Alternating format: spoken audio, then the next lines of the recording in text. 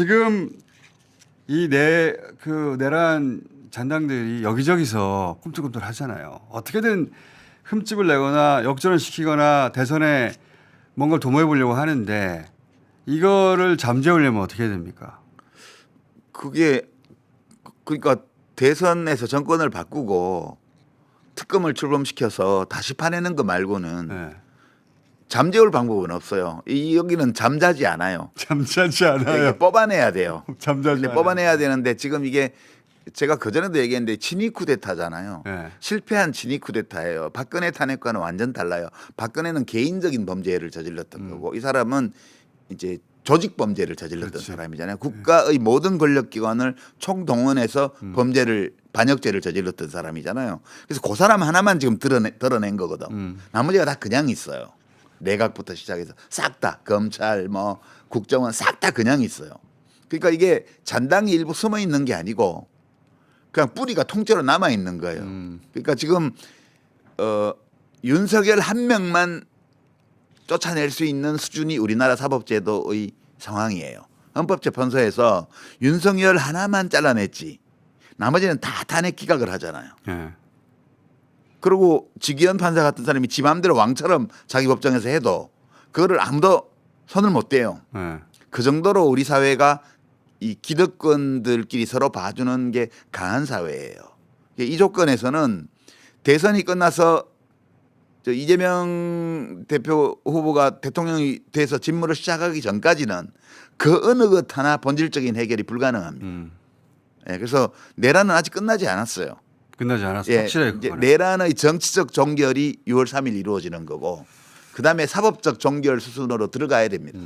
그러니까 이거 가지고 또 뭐 무슨 정치 보복이다 어쩌고 그러는데 그게 아니에요. 이거는 대한민국의 헌법적 안정성과 확실성과 이런 것들이 다 걸려 있는 중대한 문제거든요. 누구를 처벌해야 하는데 이런 문제가 아니고 이번을 마지막으로 이 잠재적 위험 이걸 끊어내야 돼요 우리나라가. 확실하게. 네, 그래서 그 문제는 여전히 통째로 남아 있는 과제다 이렇게 봐야 돼요. 그 수사 대상에서 저는 개인적으로 김건희 씨 포함해야 된다고 보는데 근데 이제 이거 별로 중요한 문제 아니에요. 어차피 다 딸려가게 돼 있어요. 달려가게 돼 있다. 그거는 뭐- 왜냐하면 부부는 처벌할 이렇게 이명박 때도 그랬고 과거에 우리가 항상 아니 그래왔거든요. 조국 부부를 시차를 두고 감옥에 보냈잖아. 그러니까 진보 진영의 이 정치인들은 예를 들어서 조국 또는 이재명도 부부까지 괴롭혀요. 다 기소해서 그렇죠. 하잖아요. 근데 보수 진영의 정치인들은 부부는 건들지 말라고 한단 말이지. 이번에도 그래야 되냐 이거. 니나 그래. 니나 그래. 니나 그래.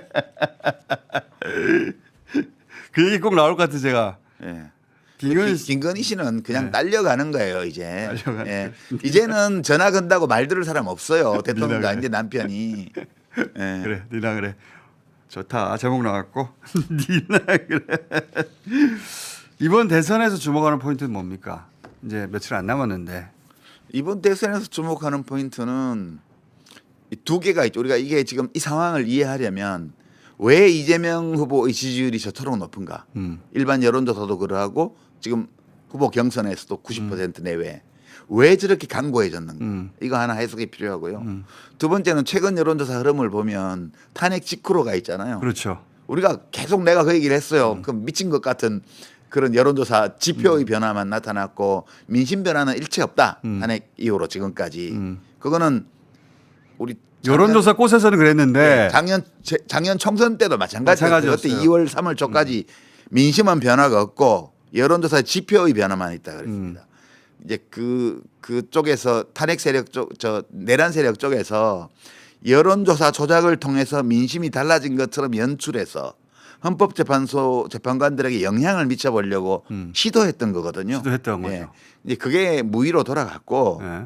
그리고 지금 그 기간 동안에 이상한 여론조사 흐름이 나타났던 게 이제 거품이 꺼지면서 네. 지금 원래의 자리로 가는 거예요. 다른 조사들도 대부분. 네, 그렇게 되는데 이제 왜 그러면 국힘 쪽 후보들은 후보를 넣으면 그 국힘 후보를 찍겠다는 답변보다 더 떨어지지? 맞아요. 국힘 후보라고 하면 30%가 나오는데 후보를 넣으면 20%대가 나와요. 국힘 후보라 넣으면 35% 내외가 나오는데 맞아요. 특정한 국힘의 후보를 넣으면 25% 내외밖에 안 맞아요. 나와요.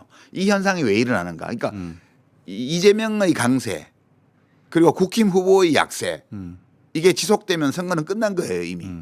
지금 그런 추세예요. 후보 등록 전에 선거가 이미 끝나 있는 상황으로 가는 거예요. 특별한 변수가 없는 한은. 이게 마지막 변수는 만에 하나 대법원에서 이재명 후보를 아웃시킬 수는 없어요. 아웃시킬 수는 없죠. 그러나 이제 정치적으로 공격 포인트를 받을 만들고 수 있는 포인트를 만들어 줄 수는 있겠죠. 그러려고 하는 것 같아요. 예, 근데 그래도 안 꺾일 거예요. 저도 그렇게 생각합니다. 이제 이재명 후보는 원래 그 두 가지를 해설을 하자면 요새 해설이 본업이 아닌데 하여튼 하자면 굳이 이재명 후보는 원래 민주당의 비주류예요.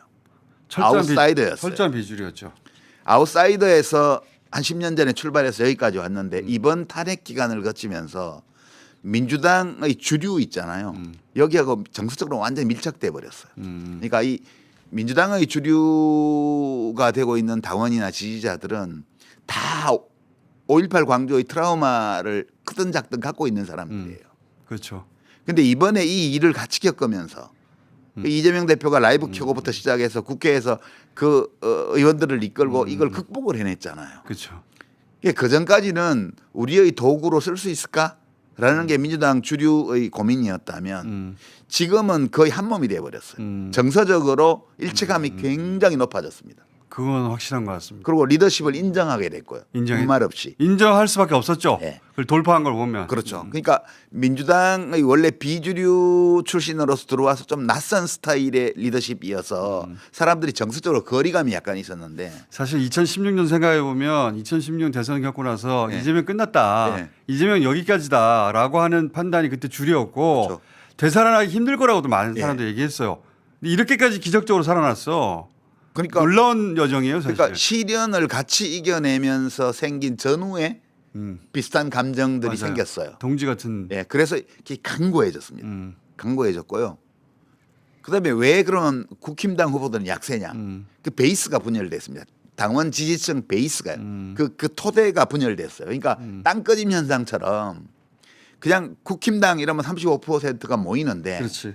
특정 후보를 넣으면 근데 김문수를 지지하는 사람들 중에 상당수는 죽었다 깨도 한동훈을 못 찍는 거야. 그러니까 한동훈을 지지하는 사람들 중에는 죽었다 깨도 김문수랑 홍준표는 못 찍겠는 거야.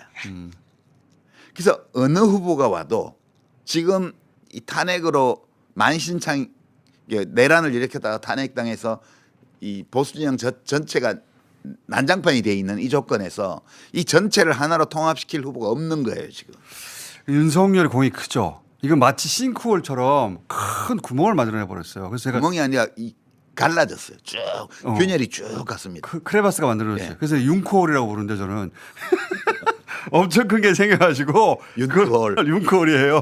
넘어갈 수가 없게 만들었어요. 큰 역할을 했어. 다 갈라져 버렸어. 생각해 보세요. 민주당은 이재명 대표가 아웃사이드 출신으로서 중심으로 밀고 들어와서 이제 민주당의 주류 세력과 역사적 유대감을 형성해 버린 조건이 됐고 국힘 쪽은 정서적 분열 또 이념적 분열이 심화돼 가지고 어떤 후보가 나와도 그 진영 전체를 하나로 통합할 수 없는 조건이 돼 버렸어요.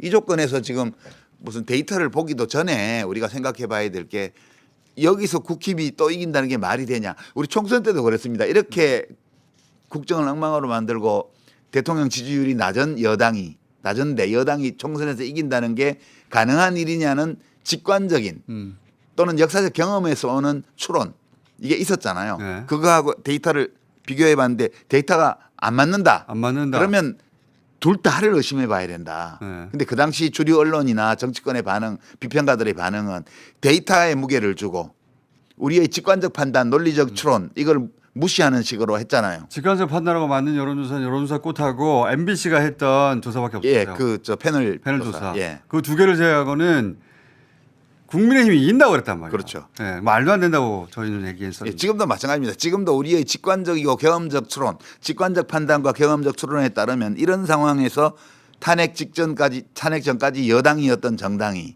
후보를 내서 대선을 또 이긴다. 이건 대한민국 망한다는 거예요. 그거는 말도 안 그렇게 되는. 보는 거고 그 우리의 직관적 판단, 경험적 추론을 여론조사 꽃이 몇 K?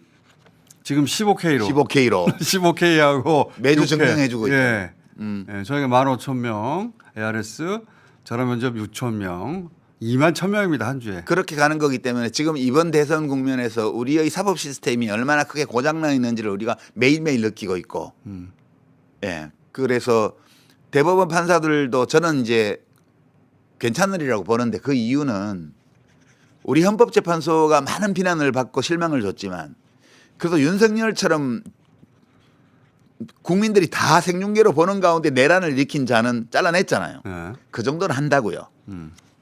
대법원 판사 지금 노태학 선관위원장이 기피 신청해가지고 12명이 하는데 그 정도는 하리라고 봐요. 그 저는 정도는 할 이 것이다. 건. 네. 그러니까 대법원 판사들이 사법 쿠데타의 주역으로 역사에 기록되는 거 이거를 스스로 하지 않을 정도는 된다고 저는 봐요. 저도 그렇게 기대하는데 예. 워낙 미친 일들이 많이 벌어져가지고 주시는 해야 되겠어요. 그러니까 그대들이 만약 그런 일을 한다면 이게 미친 짓으로 역사에서 영원히 기록될 거다. 이 점을 계속 얘기해야 계속 돼요. 환기해야죠. 예. 예. 구독과 알림 설정은 많은 힘이 됩니다. 더욱 좋은 영상으로 보답하겠습니다.